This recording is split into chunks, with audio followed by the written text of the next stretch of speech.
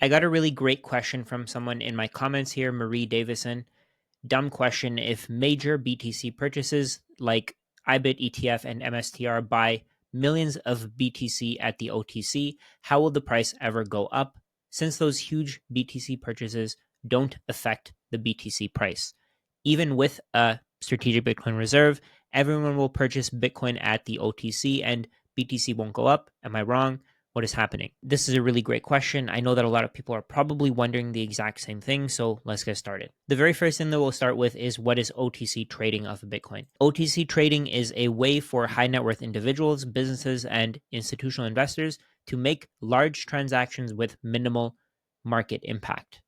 So, what they're doing here is instead of going to the market and buying or selling at the market price, because there's a very small number of Bitcoin available to be bought or orders that are yet to be fulfilled at their current price, what they do is instead of just dumping it on the market or putting in an order that just takes up everything from the market, they try to find other people who are willing to buy or sell at whatever the price is for a large amount of Bitcoin. So let me explain this in a little bit more depth. This is some data from one of my older videos. You can see here that the price at the time was $94,900. I'm going to explain to you what exactly it means by price is determined at the margin. So the simple definition of that is that the marginal buyer or seller determine the price. So if whoever wants to buy Bitcoin is willing to pay a certain amount and whoever is willing to sell Bitcoin is willing to accept that order, they are setting the price. So let's say I am a buyer and you are a seller. You're willing to sell your Bitcoin to me. Right now, the Bitcoin price is about $101,000. So I'm willing to give you $101,000 for a certain amount of Bitcoin. You're willing to sell me Bitcoin for $101,000. We're coming to an agreement. We're making a trade. But let's say, for example, if I'm a major whale, I'm MicroStrategy, and you can see the amount of Bitcoin that's available at these prices. This is actual data from a few weeks ago.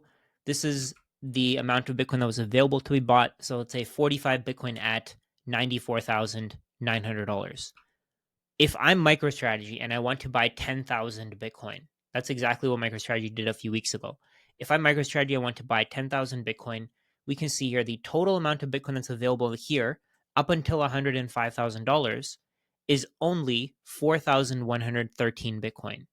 So if MicroStrategy wanted to buy 10,000 Bitcoin, they wouldn't be able to do it, even if they cleared every single order on a lot of the exchanges that have Bitcoin, the ones that were actually in this data, they would clear up all of their available supply of Bitcoin. And Bitcoin's price would jump from $94,900 all the way up to $104,900. These are retail traders. These are bots. These are people who are trying to trade by taking advantage of market moves. These are small players. Large players don't trade like this. Large players, what they do is they go to somebody, let's say a broker, somebody who's going to make a commission for finding a seller and finding a buyer who are willing to sell a certain amount of Bitcoin. So let's say, for example, I have a lot of connections. Let's say I have connections. I can connect you with a number of sellers for Bitcoin, and I have connections with Michael Saylor. Every time people come to me and they want to sell Bitcoin, I have an agreement with Michael Saylor that you can buy their Bitcoin, whatever is available, for 0.5% above the market price, and that 0.5% is going to be my cut for basically a finder's fee. So I'll tell Michael Saylor, you can buy this amount of Bitcoin. 1,000 Bitcoin just came in. Somebody wants to sell 1,000 Bitcoin. You can buy this 1,000 Bitcoin at this price. So right now the price is 101,000. Give me a 101,500 per Bitcoin. My fee would be $500,000. Michael Saylor would be buying $1 billion worth of Bitcoin. 1,000 Bitcoin, $1 billion. I can also have an agreement with the other side. So let's say, for example, somebody wants to sell their Bitcoin. Somebody has 1,000 Bitcoin to sell. If they wanted to sell in the market, they wouldn't be able to sell 1,000 Bitcoin. So we can see here, in total, there's a demand for 63 Bitcoin. So the total number of Bitcoin that are available here is 6,300. Keep in mind that this was old data, but 6,300 Bitcoin. If somebody wanted to sell 10,000 Bitcoin, they'd shift the price significantly. Even if they were to sell 1,000 Bitcoin, they'd shift the price massively, because at the immediate price, there aren't going to be a lot of buyers. At the immediate price, once you fulfill their demand, whoever the buyers are at the immediate price, once you fulfill their demand, you have to now go on to people who are willing to pay less, because that's how supply and demand works. As supply comes to the market, the people who have demand for whatever you're supplying, whatever the product is, they run out. Let's say, for example, Satoshi Nakamoto comes in and sells 1,000,000 Bitcoin. The price is probably going to drop to $500 overnight. It'll be a flash crash, and then the price will come right back up. I don't know how long that'll take. I think it'll be snapped up pretty quickly.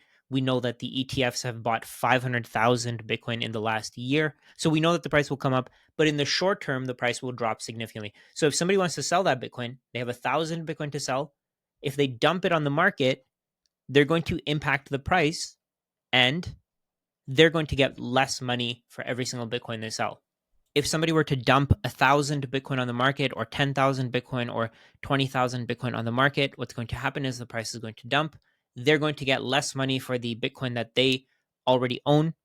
So if they were to go through me, they wouldn't have that market impact. They wouldn't have that impact on the price, because they're not dumping on the market. What they're doing is they're finding somebody to buy offline. They're finding somebody to buy outside of these exchanges. So this is data from exchanges. They're finding somebody from outside of these exchanges to sell to. So as a broker in this deal, I could ask Michael Saylor for a fee, and then I could ask whoever this whale is that wants to sell 10,000 Bitcoin to Michael Saylor. I can ask both of them for, let's say, 0.5%, 10 basis points, whatever the fee is. I don't know what the fees would be. Maybe they charge more, maybe they charge less. They offer a pretty valuable service to the people who have massive amounts of Bitcoin. I don't know what the fees could be, but the broker, the person in the middle, is going to take a cut.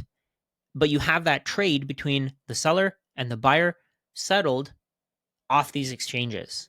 The seller is giving the Bitcoin to me. The buyer is giving the dollars to me. I'm going to give the dollars to the seller, and I'm going to give the Bitcoin to the buyer. And like I said before, the reason why massive players in the market like to do this is because it decreases the impact on the market price. So if you're selling, you get more dollars. If you're buying, you pay less. But I've mentioned this before, Bitcoin runs out at every price.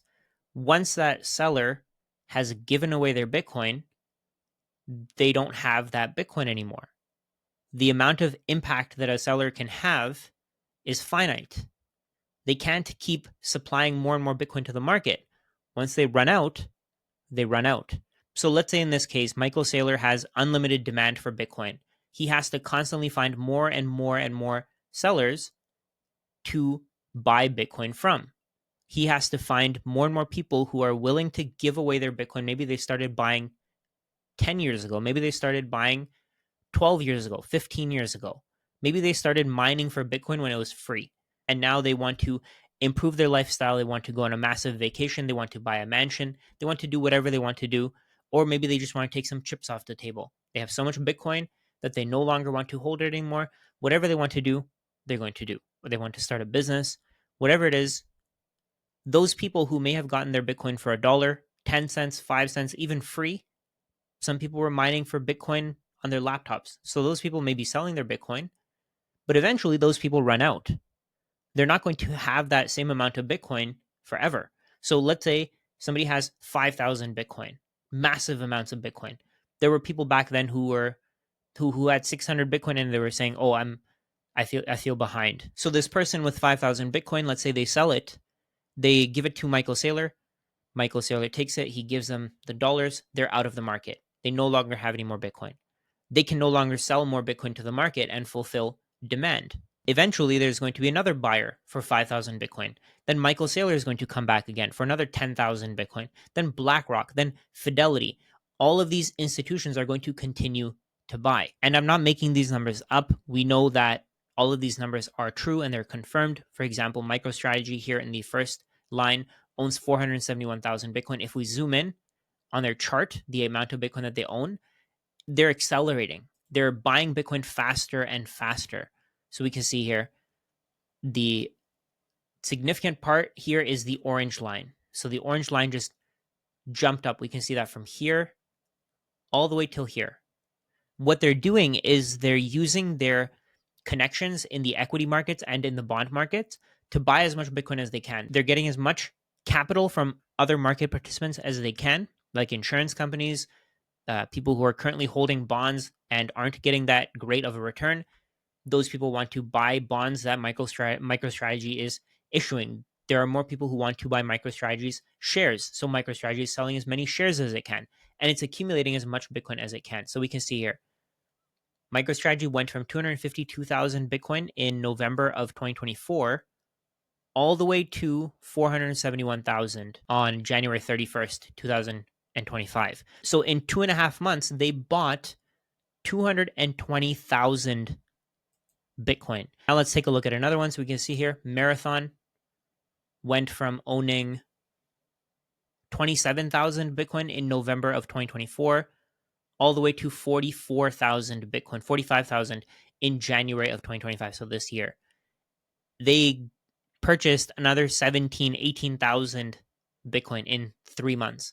Okay, now let's take a look at another one. Riot, they don't own as much Bitcoin as the other two, but they're accelerating on their purchases as well. You can see on the chart, we can see they had 11,425 Bitcoin in December of 2024.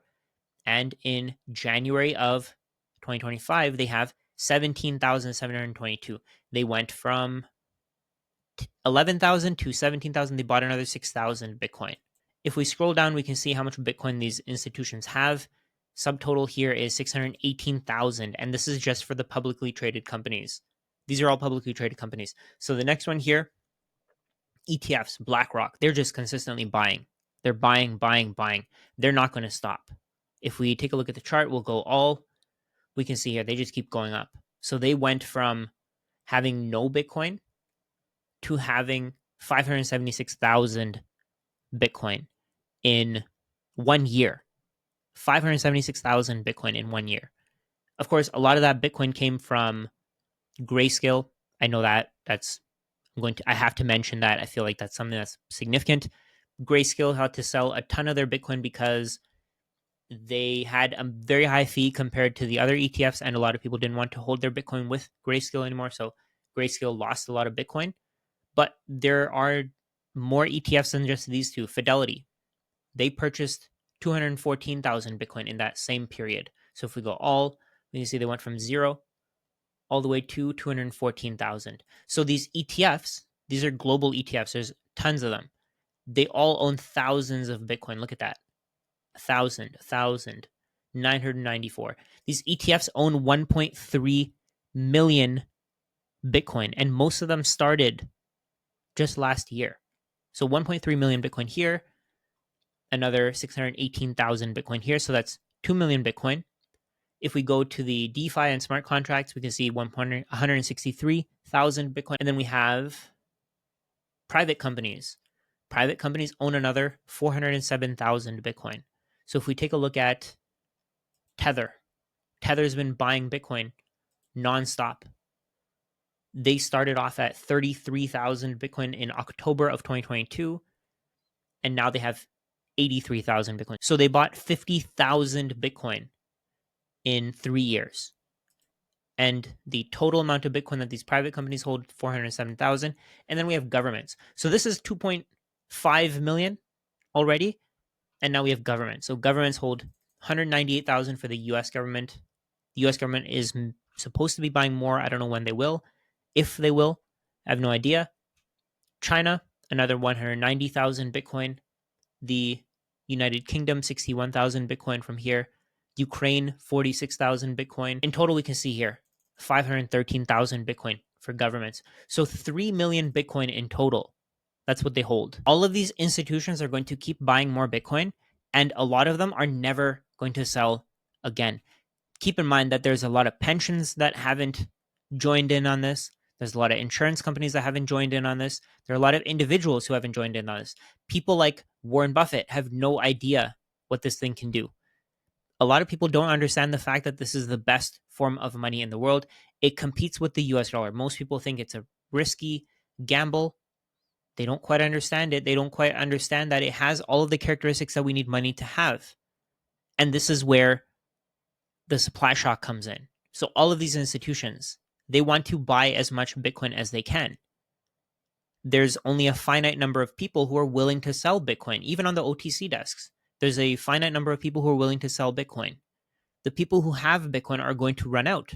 If Michael Saylor wants to continue to accumulate thousands of Bitcoin every single week, every single month, every single year, then he's going to have to pay more and more to bring more Bitcoin supply to the market. So in the future, instead of being able to buy 1,000 Bitcoin on the OTC desk, maybe he'll only be able to buy 500, maybe 250, maybe 200. And to bring that supply to the market, he's going to have to offer more and more dollars because people are figuring out that dollars are worthless. Dollars are pieces of paper. They can be printed out of nothing. More and more people are figuring this out. Fewer and fewer people are willing to sell their Bitcoin. Fewer and fewer people are going to be willing to give their Bitcoin away for dollars to Michael Saylor. And that's just going to push the price higher and higher and higher. All of these ETFs are relying on these OG Bitcoin holders, these whales, to sell them Bitcoin.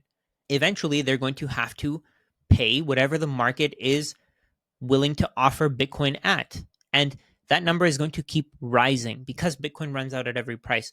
The number of willing sellers at every price will eventually run out. We're never going to go back to $1. We're never going to go back to $10, $100, $1,000, $10,000.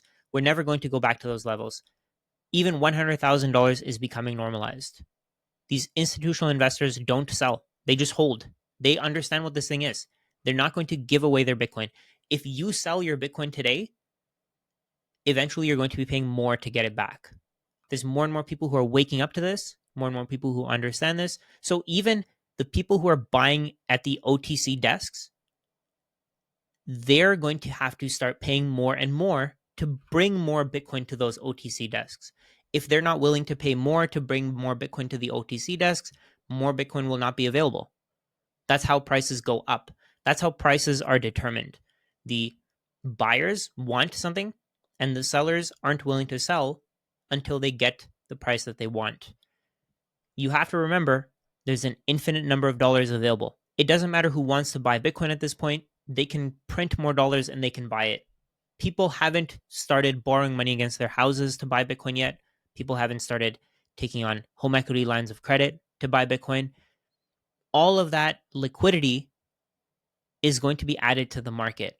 At some point, when people figure out that Bitcoin has been returning 50, 60% per year, they're going to want to sell their stocks for Bitcoin. They're going to want to sell their excess rental properties for Bitcoin. So it doesn't really matter if Michael Saylor, BlackRock, Fidelity, all of these institutions are buying at the OTC desks. It doesn't really matter.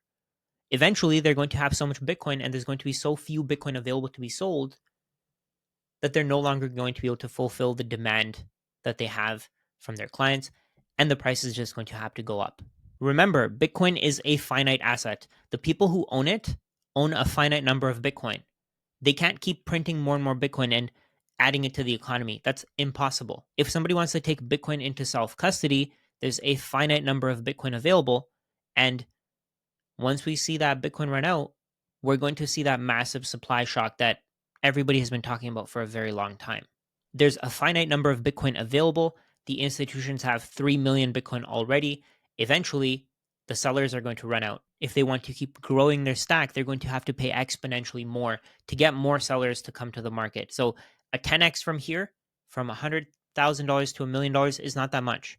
Then a 10x from there, from $1 million to $10 million, again, is not that much because the dollar can be created out of thin air. The prices are determined at the margin. So whoever the marginal seller is, they're the ones who are determining the price for the buyers. If there's very little Bitcoin available to be bought, then the sellers have all of the power over the market. And if you're educated on how Bitcoin works, you're probably not going to sell in the first place. So it doesn't even really matter. Eventually, the price of your Bitcoin is going to go up and up and up because these institutions are going to want your Bitcoin. So back to this comment here. If major purchases are all at the OTC, how will Bitcoin ever go up since these huge BTC purchases don't affect the Bitcoin price. These purchases don't directly affect the price, but they do affect the supply. If there's less supply available, then of course the price is going to go up over time. Even with SBR, Strategic Bitcoin Reserve, everyone will purchase Bitcoin at the OTC and Bitcoin won't go up. It's not quite true, because you have to understand that if the US government wants to buy a million Bitcoin, so the Strategic Bitcoin Reserve, Cynthia Lummis's bill, is supposed to be for a million Bitcoin. So they're supposed to buy something like 550 Bitcoin a day for 5 years. If they want to buy 550 Bitcoin a day, they're going to have to find sellers for 550 Bitcoin a day. If they can't find sellers, then how are they going to accumulate a million Bitcoin? This is what you need to think about. At some point, people aren't going to want dollars for Bitcoin. The price of Bitcoin is going to have to go so high that the people who own it are willing to sell it for dollars. At some point, let's say $1 million, there's probably going to be a lot of sellers, and eventually they're going to run out. Then at $10 million, there's going to be a lot of sellers. Eventually they're going to run out. At $100 million, there's going to be a lot of sellers. Eventually they're going to run out. Eventually the price is going to go so high that we're not going to be trading Bitcoin for dollars anymore. We're just going to be trading Bitcoin directly for goods and services.